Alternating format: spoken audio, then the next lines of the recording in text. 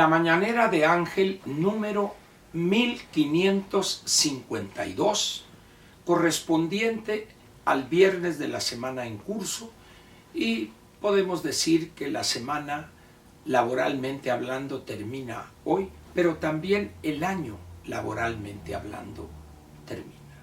Repito, viernes 29 de diciembre del año 2023. Esta, la mañanera 1552, es la última del año en curso. Nos volveremos a ver en este espacio, como decía mi mamá, si Dios nos da licencia o si Dios es servido, solía decir ella, que era una mujer muy creyente. El martes 2 de enero, pero ya del próximo año. Vale la pena hacer algunos comentarios, no un recuento, no es que pasó esto, porque eso ya lo ha escuchado usted prácticamente en todos aquellos espacios donde nada tienen que decir, hacen un recuento de lo sucedido. Usted sabe que aquí no. Pero hay un detalle que quiero comentar con usted en relación con lo que hemos evidenciado o que se ha hecho evidente en nuestra visión de la discusión política. Si bien es imposible negarlo, el país y la sociedad mexicana ha avanzado en cuestiones democráticas mucho en los últimos 30 años o quizá un poco más. Quizá desde el año 1988, México registró una sacudida políticamente hablando y a partir de ahí comenzó una nueva etapa en la vida democrática de nuestro país. 35 años después, o si quiere, vamos a entrar en el año 36, México ha cambiado en muchos aspectos. Uno de los grandes impulsos de ese cambio fue la entrada en vigor el 1 de enero del 94 del Tratado de Libre Comercio con Estados Unidos y Canadá. Sin embargo, hay algo que se dice o que se plantea de dientes para afuera que hemos cambiado, pero en realidad no lo hemos hecho.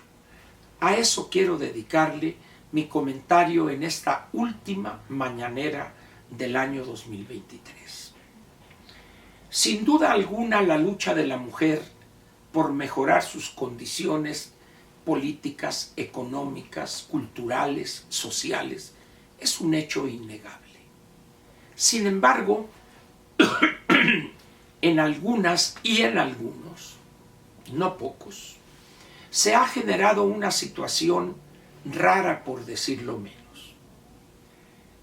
Cuando alguna mujer aparece en los espacios públicos, sea como funcionaria, como gobernante o como candidata, algunas mujeres, feministas ellas, piensan que no se le debe criticar, que no debe uno atreverse siquiera a expresar críticas en diversos aspectos de lo que es su desempeño como funcionaria, su desempeño como gobernante o lo que ha dicho en relación con su papel como precandidata o candidata, si gusta usted.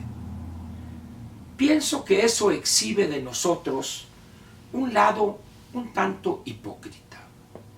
Si por un lado traemos decenios de lucha para que la mujer sea tratada en igualdad de condiciones, es evidente que hay cosas que tomará muchos años en concretarse.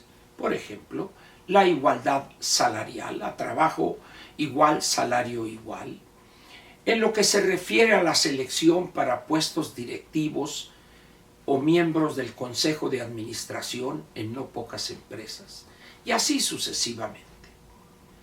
Sin embargo, hay una parte donde quienes apoyan la causa feminista se niegan a entender que cuando una mujer aspira a ser primero candidata y luego ya cuando obtiene la victoria a desempeñar sus funciones como legisladora, como gobernante en cualquier orden, el municipal, el estatal o el federal, en ese momento se prenden los focos rojos.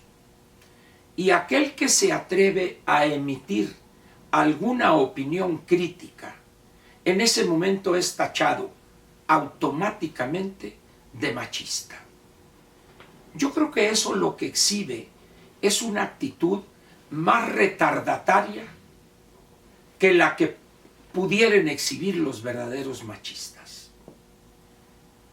Yo soy de la idea, pienso, que cuando un hombre o una mujer, un varón o una dama, salen a la palestra para buscar ser primero candidatos, ella o él, y luego obtienen la victoria y pudieran ser legisladores, diputados, senadores o asambleístas en el caso de la Ciudad de México, o ser presidente de la República o gobernadores, sea hombre o sea mujer, y en el caso de la presidencia igual. Tal parece que eso les confiere, todavía en la etapa de precandidatas o candidatas, una especie de patente de corso para decir las peores tonterías que uno podría haber imaginado. Y automáticamente, por el hecho de su sexo, femenino en este caso, no puede uno criticarlas, o más bien, no debe uno criticarlas. ¿Por qué? Porque si lo hace uno, o si llegare a hacerlo, automáticamente, dicen algunas, evidenciaría su conducta y visión machista de las cosas. Pienso, repito, que se encuentran en un equívoco tremendo y además peligroso para la democracia. Soy de la idea que toda aquella persona, todo aquel ciudadano, hombre o mujer, aspira a ser gobernante, ser legislador, está obligado a respetar, a escuchar la crítica. Si la crítica es malsana, hay que dejarla, porque el que se exhibe es el crítico. Pero si lo que se señala es válido, existe ese error, hay que corregirlo.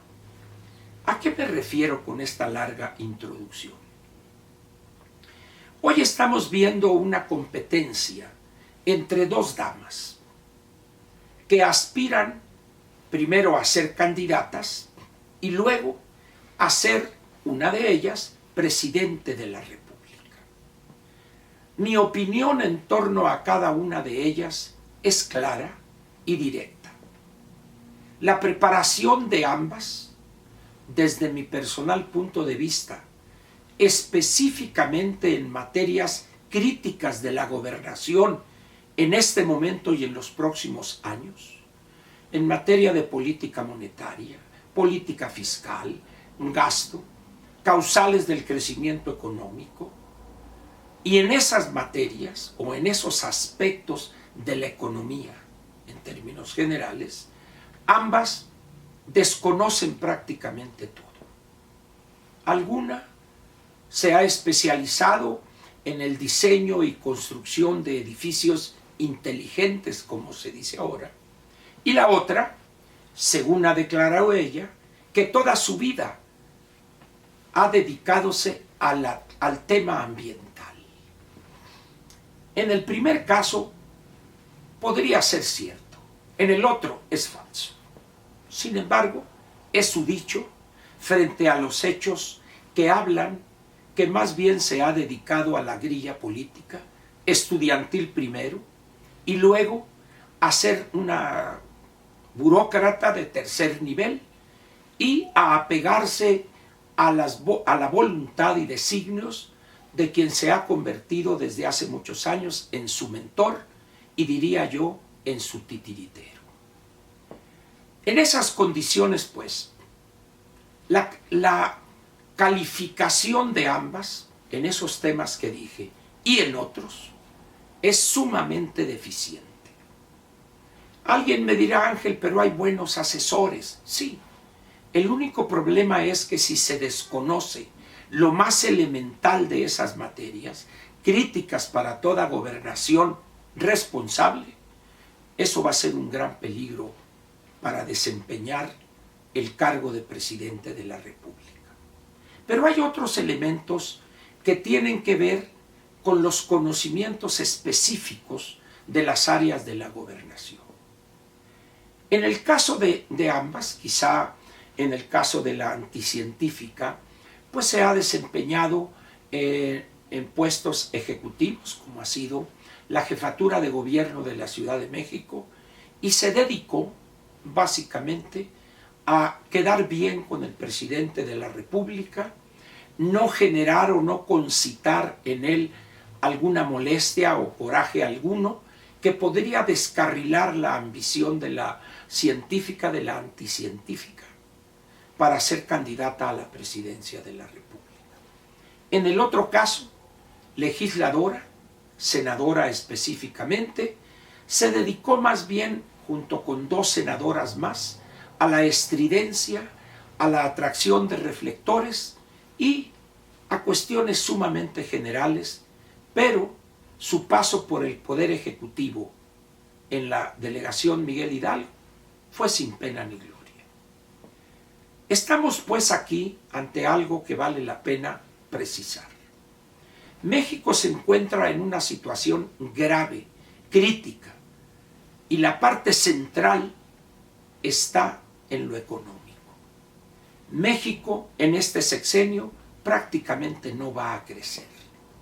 0.2, 0.3% por año, si es que nos va bien el año próximo, ¿verdad? Que es, para decirlo rápido, es nada prácticamente. En muchísimos aspectos estaremos el 30 de septiembre en peores condiciones de lo que estábamos el 30 de noviembre del 2018. Muy bien. Además tenemos varios millones más de mexicanos, varios más. Estaríamos hablando quizá para el año próximo, a diciembre del año próximo, aproximadamente en 131 millones y medio, es decir, 5,5, 6 millones más que haría 6 años. El país demanda empleos, demanda y exige crecimiento económico, cosa que este gobierno, encabezado por el bulto López Obrador, no ha concretado. Y si nos atenemos a lo que dejan ver en materia económica en todas sus áreas, las 2 precandidatas y mañana o pasado candidatas, las cosas se pondrán peor. ¿Por qué? Porque no van a encontrar las condiciones favorables que encontró el bulto al comienzo de su gobierno. Señalar eso de las 2 candidatas, o precandidatas si usted gusta, no es una posición machista, es una posición políticamente adecuada a lo que estamos viendo. Las 2 no saben de economía, y termino con esta aclaración. Nunca han mostrado ambas una actitud firme, valiente, clara, en términos del combate a la inseguridad, a la violencia y a utilizar los recursos del Estado mexicano para acabar con la delincuencia. Esos 2 aspectos de ellas 2, en modo alguno es una actitud machista. Creo yo más bien que es una obligación de un ciudadano preocupado por el futuro del país. Muchas gracias y nos vemos aquí el martes cuando ya estemos en el próximo año, el 2024. Gracias por todo en estas 1552 mañaneras. Nos vemos el año que viene.